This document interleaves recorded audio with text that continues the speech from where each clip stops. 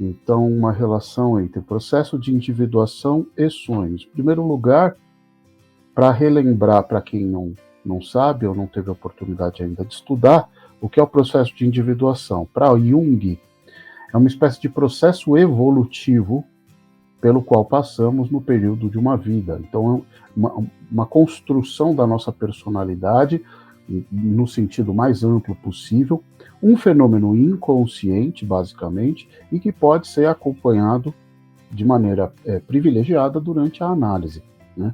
O processo de individuação é a realização do humano em suas potencialidades e em seus desejos, em seus objetivos de vida, né?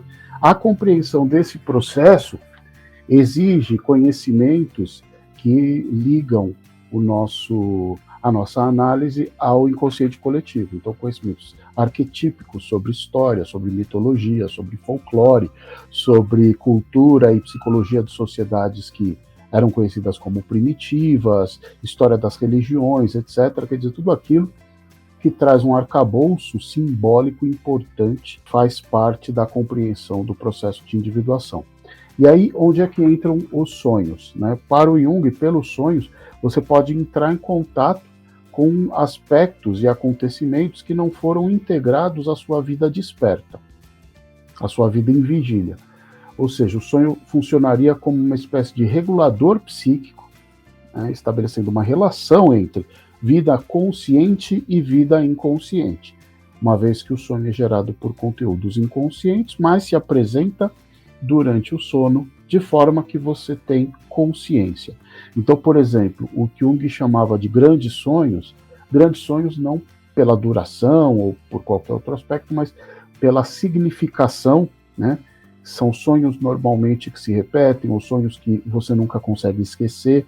Seriam sonhos muito importantes para perceber em que etapa, em que momento você está do processo de individuação, né? E são sonhos que esses grandes sonhos, cheios e ricos de significados, cheios de motivos arquetípicos, mitológicos, e, enfim, próprios do que a gente chama de inconsciente coletivo, né? Portanto, o sonho seria uma expressão do inconsciente na busca de encaminhar o sujeito no seu processo de individuação, na busca de revelar aquilo que precisa ser revelado, na premissa de encaminhar, de direcionar o sujeito para onde ele deve se direcionar, etc. A gente poderia dizer também que o Jung apresenta uma correlação entre os sonhos e a expressão dos complexos. Então, complexos que são aqueles momentos do desenvolvimento que, por algum motivo, foram marcados por fortíssima e complexa rede de investimento afetivo, né? De alguma maneira, esses sonhos expressam os complexos, né?